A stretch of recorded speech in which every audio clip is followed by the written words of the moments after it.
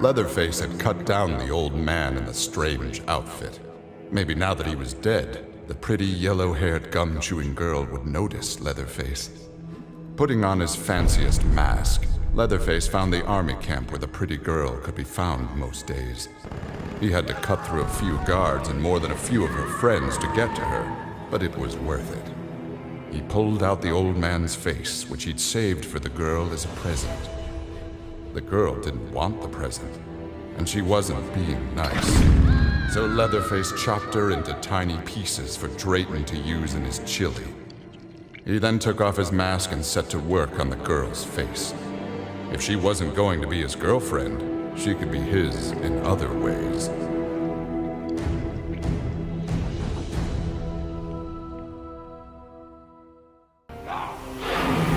The alien tore through Shinnok's flesh, reducing him to a bloody pulp. The creature then returned to its nest in Outworld. It continued to venture forth looking for suitable hosts for use in establishing a new hive. The alien found more than a few intriguing species and dragged them back to its lair. Once a queen had been spawned, the alien's new hive multiplied quickly and spread unchecked throughout the realm. Emperor Kukulkan attempted to save Outworld in a desperate final attack on the alien's main nesting ground. The attack failed. Outworld belonged to the aliens. After destroying Shinnok, Triborg turned his attention to the Special Forces. General Blade and the others fought valiantly, but their human weaknesses led to their inevitable defeat. Now with access to the SF computer network, Triborg used it to interface with the Lin Kuei storage drives from which he was spawned. He saved the brainwave data of dozens of his Lin Kuei brothers and sisters to the SF servers.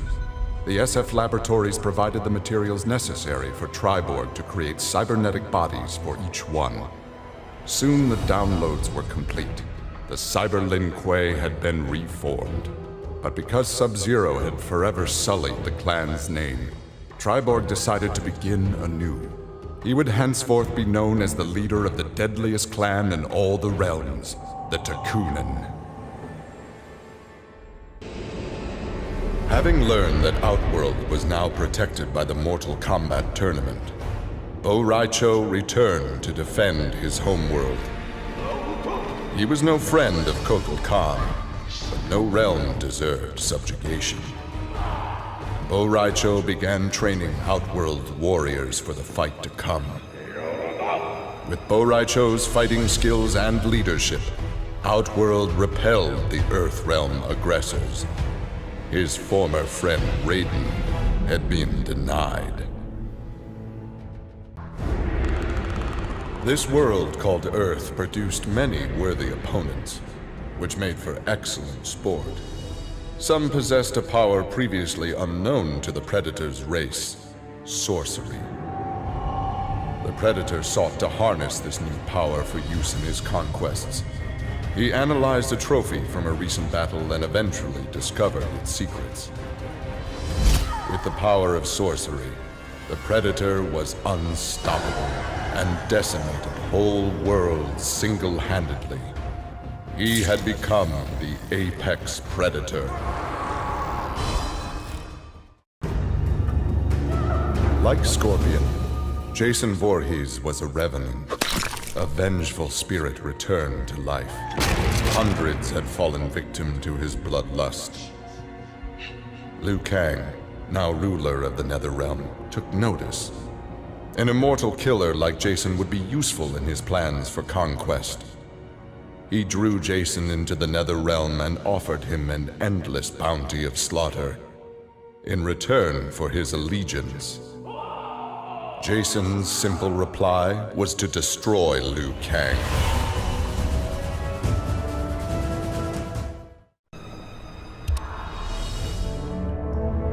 Standing over Shinnok, Tremor reveled in his power.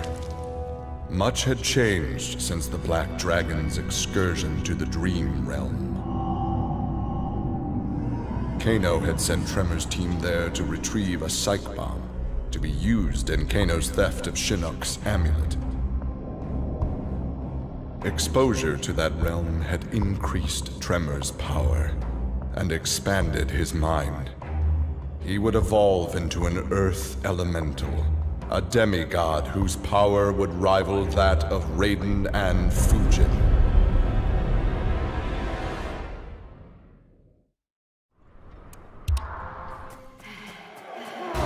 With Melina executed, Tanya's dreams of a free Edenia seemed dead as well.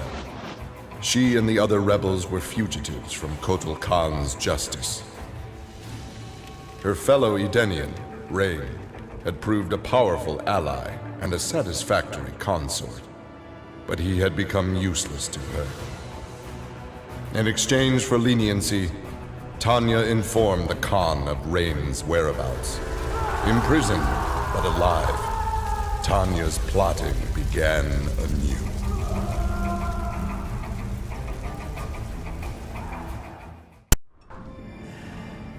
Remorse for his role in resurrecting Shinnok weighed heavily upon Scorpion's soul.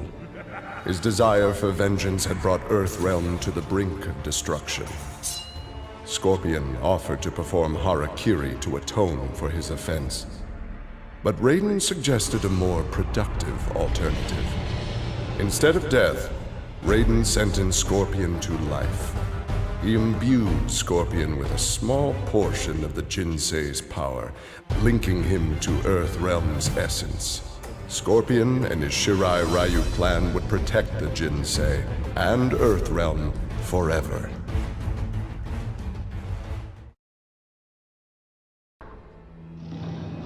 Grandmaster Sub-Zero knew his Lin Kuei clan would need more than martial arts to stave off future threats to Earthrealm. In the frozen reaches of Outworld, he found the answer. A female frost dragon with a clutch of eggs. With his ability to freeze, Sub-Zero hatched the dragonlings. They accepted their Lin Kuei masters and their training as combat mounts. With a force of dragon riders, the Lin Kuei's ferocity became legend. None dared risk conflict with Earthrealm.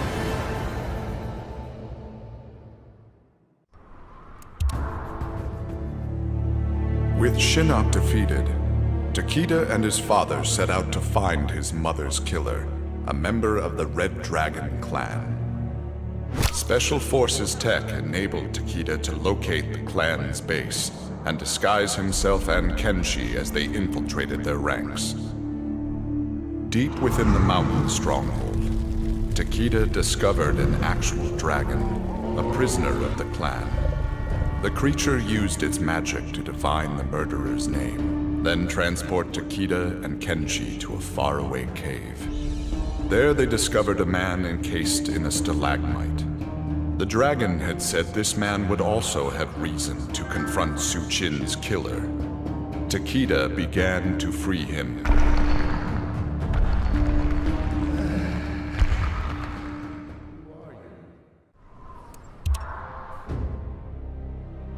Exhausted by her ordeals, Sonya slipped into a deep sleep and began to dream. Kano held Jax and Cassie hostage.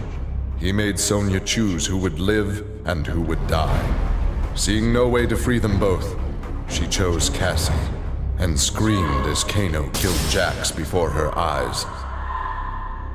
Still screaming, she was awoken by Johnny. He had horrific news. Jax was dead by an assassin's bullet.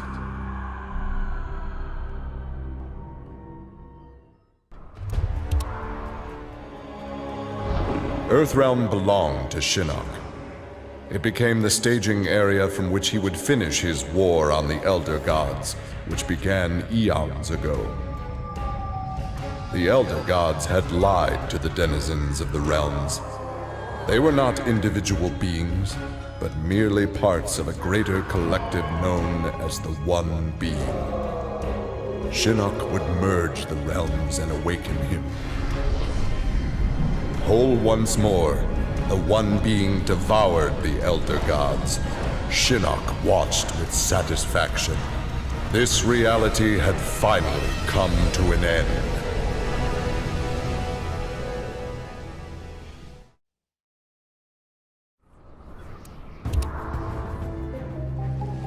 After Shinnok's defeat, Reptile was ordered to Earthrealm by Kotal Khan to assess the damage. Such intel could prove useful in future conflicts. Stumbling upon a collapsed cavern, exposed during the crisis, Reptile was shocked to see raptors emerging from within. Unlike the rest of his race, these raptors had never left Earthrealm for the doomed realm of Zaterra, and thus had remained safe and hidden. Alone no more, Reptile vowed to remain with his rediscovered people and reclaim their Earthrealm homeland.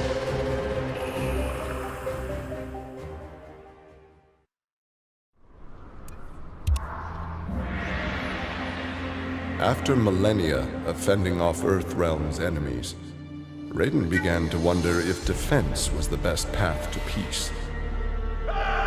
In a change of tactics, Raiden and the Shirai Ryu attacked Kotal Khan's armies before they could rebuild. They decimated the Emperor's forces, leaving Outworld at their mercy. The victorious Raiden claimed dominion over Outworld. The first of many threats to Earthrealm had been removed.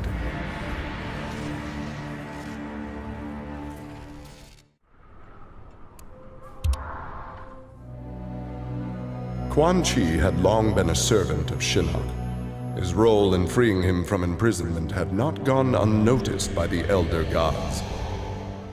Shinnok was no longer a threat, but Quan Chi's actions had given rise to a new power. After much deliberation, the Elder Gods contrived a plan to rebalance this power before it grew further. Free will was burned from Quan Chi's soul and replaced with a single directive. He must kill Raiden.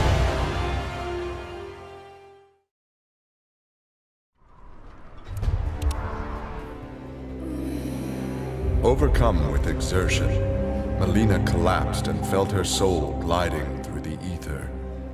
She awoke in an incubation chamber.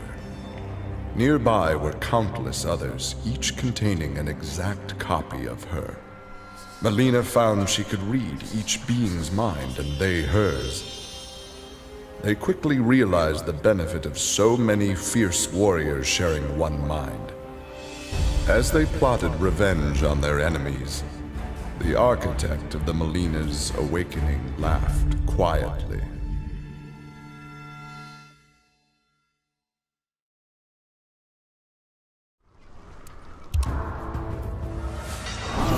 With Shinnok defeated, Liu Kang explored the Nether Realm, a world that, without Shinnok's controlling power, had descended into chaos.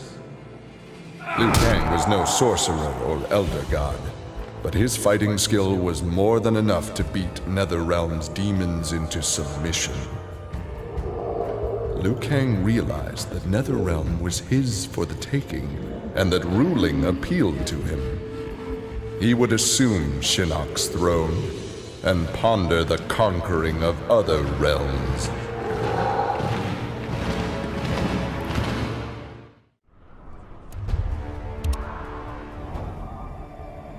After Shinnok's defeat, Kung Lao found himself trapped in the Netherrealm, his soul corrupted by Quan Chi's dark magic. There he would have remained but for the aid of his cousin Kung Jin. Together, their Shaolin strength repelled the evil sufficiently enough for Kung Lao to escape that dark realm and control his inner demons. Compromised but not lost, Kung Lao now exists as an agent of vengeance. He will show evil no mercy.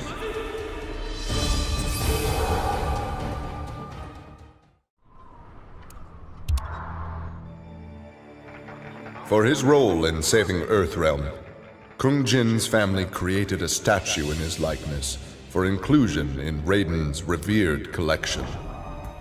But Kung Jin's thoughts were with one no longer accepted by his family, Kung Lao. Kung Jin set out to locate his cousin and found him in the Nether Realm. Raiden believed Kung Lao's tortured soul was forever trapped without Quan Chi's magic to free him. But Kung Jin knew the Shaolin were stronger than any sorcerer's spell. He vowed to help Kung Lao fight off the evil that had remade him.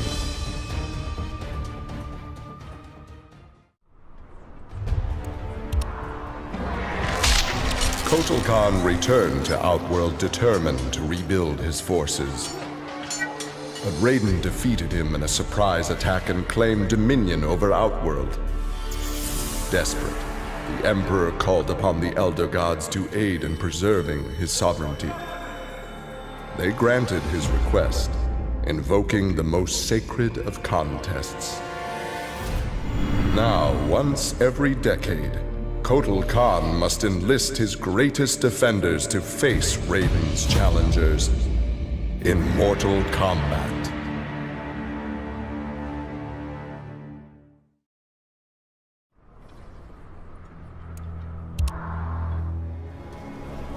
Kitana found herself walking the streets of a magnificent, shining city.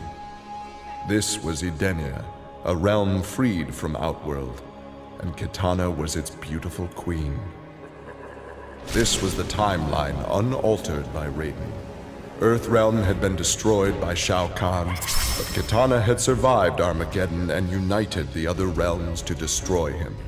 Long-lasting peace was the result. Kitana awoke from this vision to find herself in the Nether Realm. She was not the queen of Edenia, but a revenant of hell, and she hated Raiden for it.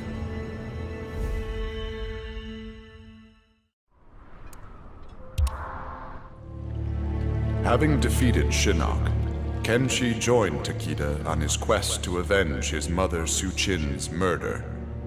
Their travels took them to a cave where he and Takeda freed a man, Taven, encased in a stalagmite. Kenshi told Taven that his brother, Dagon, was the founder of the Red Dragon Assassin Clan. Dagon had not only murdered Su Qin, but his and Taven's parents as well. Together, Kenshi, Takeda, and Taven lay siege to the Red Dragon base. Dagon fell victim to Kenshi's rage. Su Qin's murder had been avenged.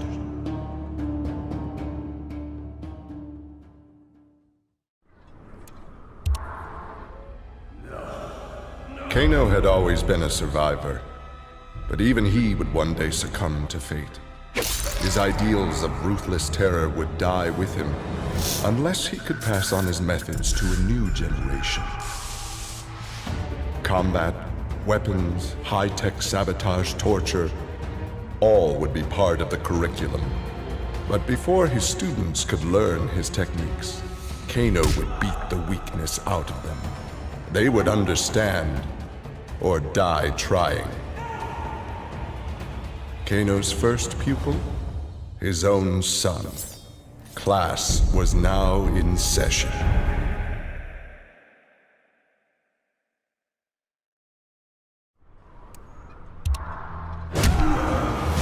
Johnny Cage's life had turned out to be stranger than any science fiction film, but he knew the final scene was approaching. With Raiden's direction, Johnny was able to sail to Shang Tsung's abandoned island fortress, where his adventure had begun, to contemplate his future. Amid the rubble, Johnny found an ancient tome. Its pages revealed that Shang Tsung had unraveled the secret to Edenian long life. Johnny Cage's retirement would have to wait.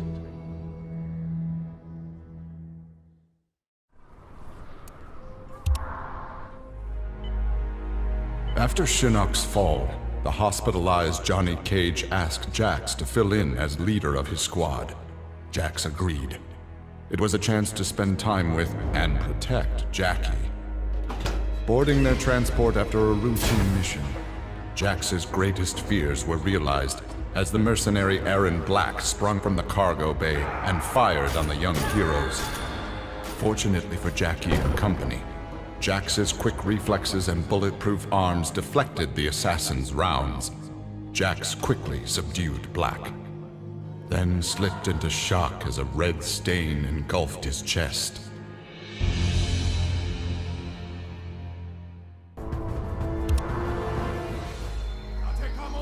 After his incursion into Earthrealm, Kotal Khan had become a prime target of Special Forces surveillance. Jackie Briggs was assigned to monitor his activity. Jackie followed Kotal Khan to an equatorial jungle, where he entered a hidden pyramid. Inside, he retrieved a glowing crystal skull. Jackie attacked the Emperor and raced away with the object.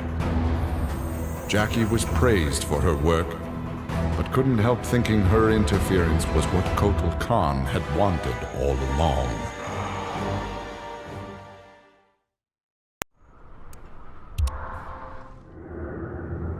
The Shokan had become outcasts for refusing to aid either side in the Outworld civil war. But with the conflict over, Prince Goro decided to re-enter the political landscape.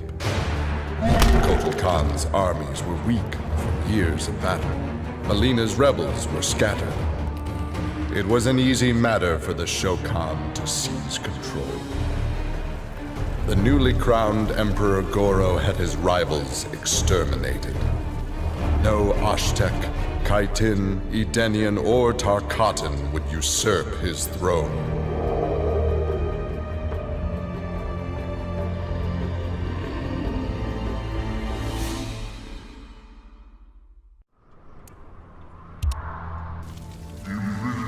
For many years, Farah and Tor were a symbiotic pair, as is natural with their species. But that bond was broken when Farah came of age and began the Great Transformation. Farah Tor returned to the Tarkatan Wastes, where Farah began her metamorphosis. The process took an agonizing 3 outworld years, during which time Tor withered and died. Now a brute, Farah will be chosen by a rider. A new symbiotic pairing will be forged, and new battles will be won.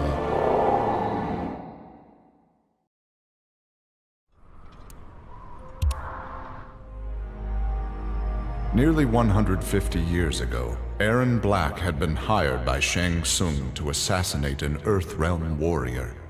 In return, Shang had slowed Black's aging process. He could therefore afford to be patient. If an employer wanted someone dead, they would be in time. A team of young Earthrealm warriors had caused Erron Black's current employer, Kotal Khan, much inconvenience. With the patience of a viper, Black eliminated them all.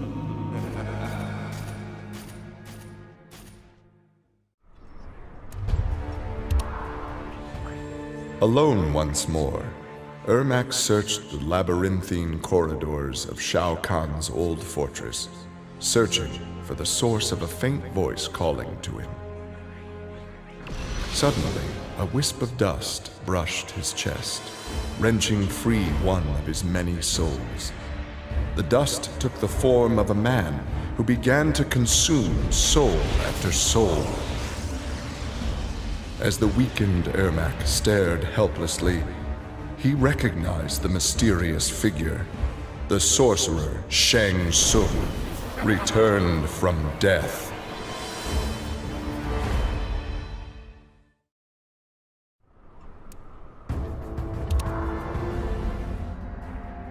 Devora's ultimate plan was not to destroy Shinnok, but to enslave him. She implanted larvae, her young, in his body to gestate. Having consumed the godlike power of their immortal host, Devora's offspring were unlike any Kaitin ever born. As they matured, they spread like locusts throughout the realms. Her army of Kaitin super drones brought glory to Devora, their beloved queen, and destruction to all.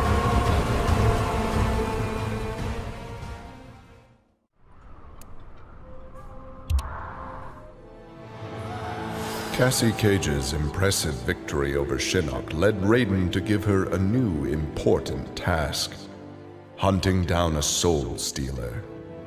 Cassie did not have to be told that the suspect could be a resurrected Shang Tsung. Having tracked him from the site of his last known assault, Cassie confronted the withered old man. He fought desperately but was ultimately defeated. As the old man lay dying before her, Cassie asked his name. With a mixture of sadness and relief, he whispered, "Shujinko."